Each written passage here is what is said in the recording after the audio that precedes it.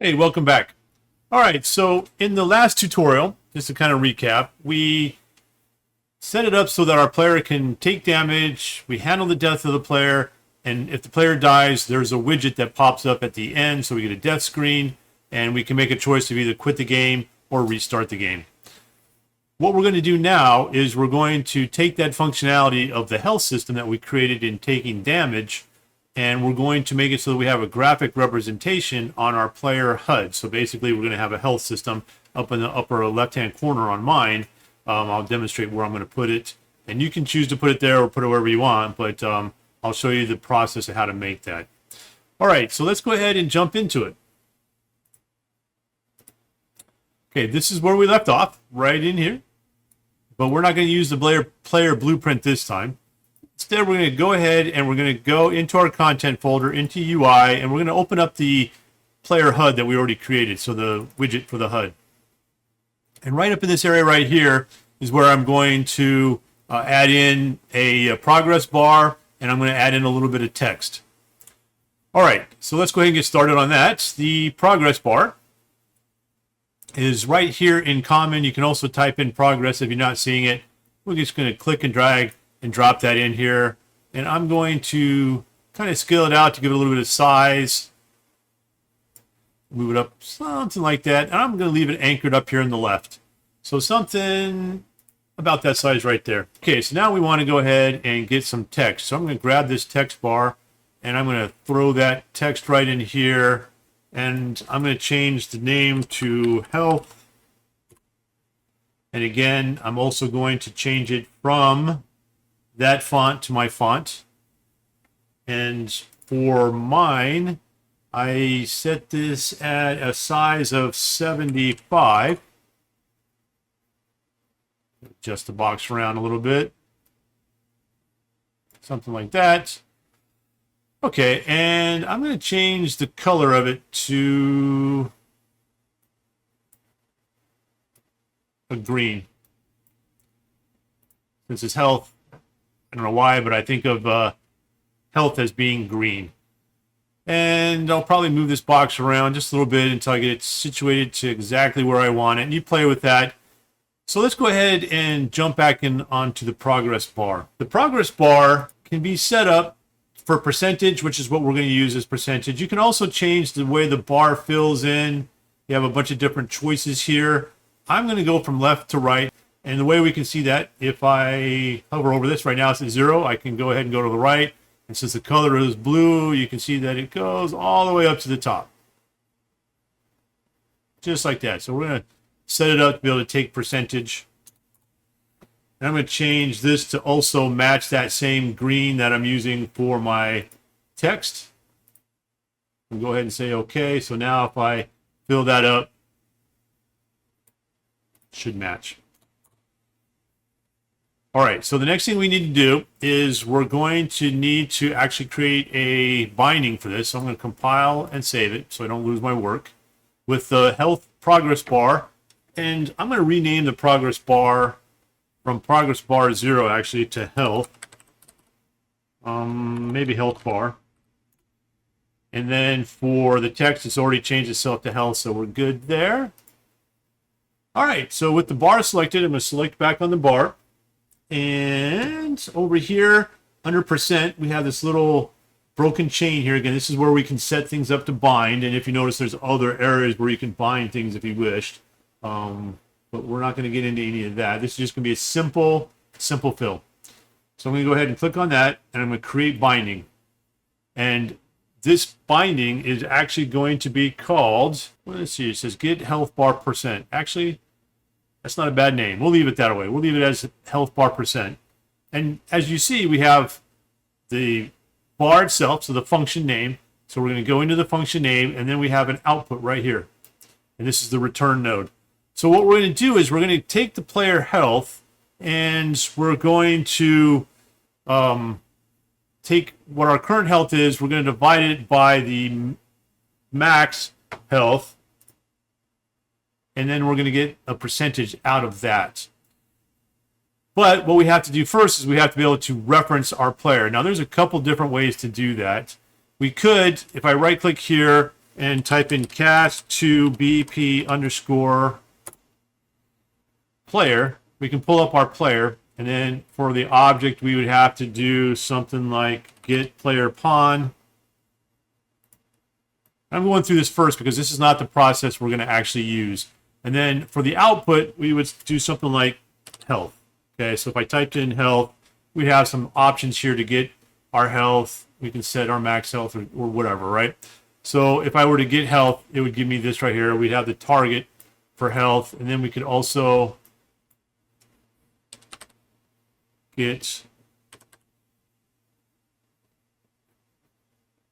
max health. Okay, something like that. And then we can set all this up, and we would then call into this and set it up something like this. We would come up with the math and we compile it. Now, the problem with this is that every time we set up a program, we would be casting to a player, or we could do it in a centralized area. Like we could do that here in the event graph. When we constructed it, we could call up to get our player health, so it's in one spot, and then we could reference it as a variable that we could create over here. But the way that we're going to do this that is a little bit cleaner and I like a little bit better, it's called using a blueprint function library. So let's go ahead and we're going to delete that out of there, put that back together, compile and save it. Now we're going to jump out of this HUD for a minute. We're going to go back into our content drawer. We're going to go to our content, into our blueprints, and right here at the upper level, I'm just going to do it right here. If I right click and then type in up here at the top function, we see that we have some choices that pop in, and the top one is the one that we want. We want a blueprint function library. Okay, so I'm going to click on that, and we're going to give this a name, BPFL, for blueprint function library, and I'm going to call this my function list, function library, something like that, so that we know this is the one that belongs to us. This is ours. I'm going to go ahead and double click on it, save it, and let's actually save this one, compile and save it. This is what the function library looks like when we first open it up, and it gives us this choice for a new function. So this new function right here, I'm going to rename it. And we're going to call this get player. And with get player, now that thing that we were just doing where we were trying to call up our player in the HUD, we can do that from here. And then in the future, anytime that we need to reference the player, we can just pull it from a function library, and I'll show you how that works. It's much cleaner, and it is actually less resource intensive overall. So with the get player, we are going to pull out from here, and we're going to go ahead and type in cast to BP underscore, and we're going to call up our player right here. Okay. And for our object, we're going to pull out here, and we are going to get player pawn. Now we're going to need a return node. So we're going to type in return, and we're going to get a return node. And what are we going to return? We're going to return this output right here. So as the BP player. So we're going to just drag that and drop it right in there. And now we have this set up as a player, basically a player variable that we can call up anytime we want. What we need to do, though, is turn this into a pure function. We're not going to make it constant. I'm not even sure that's an option over here. I don't see it. But anyway, we are going to make it pure so that when we go to call it, we don't have to set it up like this. It'll be looking more like this when we go to pull it up. Let's go ahead and do that real quick. So let's do a file, save all. And again, the reason why we did this is so we have a centralized place. We're going to make a couple more functions that we're going to eventually add to our function library that we'll be able to reference and call up in other blueprints. So now if I go back into my HUD, so my WBP HUD, and right here on the health, I can right click and I can call up get player. I'm trying to remember what I called it. And if I scroll up to the top, you'll see under the very top it says BPFL my function list. So that's what we called this function, right? Right here, BPFL my function list, get player. And it shows up as this nice clean little node.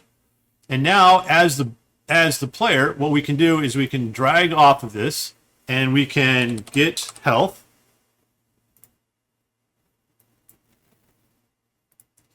And we can also drag off of it and we can get max health. And what I want to do is we're going to take whatever our current health is, and remember we're updating that here in our decreased health function. So we're updating that as our player takes damage. So it's going to pull into this information, and as this changes, it'll feed into our HUD. And what we're going to do is we're going to divide. So you can type in, you pull off of there, type in divide, we get divide. It's for a float. These are both floats. And that's going to be our return value. We're going to compile and save it. And now if we go back into our sandbox, and we did this correctly, if I hit play, we should have a health bar right up here at the top. And if I hit my K button, you see that I instantly took 50% damage because I have it set to take 50 points off anytime I hit it again, and boom, I died. Okay, so nice and quick and easy. So now we already have a health bar set up, and the functional system is set up in that already for us. All right, so now we've tested the player health, and we know that it works in our HUD. So on our HUD designer here, we have this health bar, we have functionality, we know that it goes down, but we also want to be able to test to see if it'll go back up. And well, the way we're going to do that is we're going to go into our BP player, and we're going to make a new function. So over here on the left-hand side where we did is alive and decrease health, we're going to add in a new function, and we're going to call this AddHealth. And AddHealth is going to take our current health. So we're going to get our current health. And for the input for AddHealth, we're actually going to need some sort of input. So basically, we're going to set this function up to be used later on when we have pickups, but we're going to test it out for right now. So those pickups will have some sort of a set health amount that they're going to have added to them. But we're going to need to be able to collect that input. So we're going to create this input. It's going to be a float. So over here on the right-hand side, I've created a float, and this new parameter's name is going to be health to add, something straightforward so we know what it is. And we're going to go ahead and compile it and save it. And right now, we don't really need an amount for that because we're just going to hard code this in on the test. And what we're going to do is we're going to take the health to add, and we're going to add it. So we're going to plus or type in add to our health. So whatever our current health is, we're going to get our current health and we're going to add this amount to it. But again, remember, we don't want it to go above what our max health is, and we don't want it to go below 0. So what are we going to do? Anyone? We're going to clamp it. Right. Very good. So we're going to do a clamp float. We're going to have it set for 0 as our minimum. We're going to grab our max health, and we're going to plug that in here. And now we need a way to set it. So we're going to grab our health again, and this time we're going to set it. So we're going to then feed this into here. Our return value will be set here. And now we're going to go ahead and compile this and save it. So now we just created our next function, AddHealth. And if we go back into our event graph, right in here, we can grab this AddHealth. It should be this little blue function like this. And we're going to need an input. So again, I'm going to right click and type in keyboard because we're just going to do a hard test on this. Spell keyboard correctly and we might get somewhere. I'm going to grab this little keyboard symbol right there, click on it. I'm going to use G for right now. We may change it in the future, but if I hit G on my keyboard, and then when I press it, the health to add back in, I'm just going to type in 10. So we can see that it goes up and it's working, but we can test it. So now if I go back in, I hit play, I hit K, and I take out half of my health, and then if I hit G, it should go back up. And then K to go back down. Oh, and I died. Okay, so let's go ahead and do a file save all.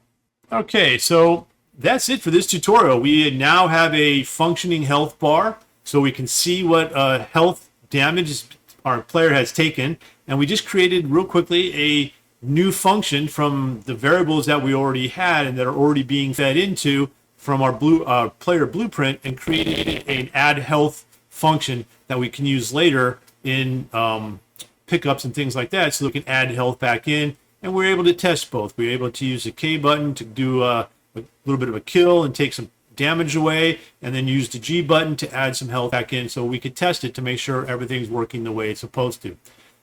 In the next tutorial, we're going to go ahead and work some more on the HUD, and we're going to add in the boost function. So make sure you like this video and subscribe so that you can keep up. I'll see you next time, and thanks for playing.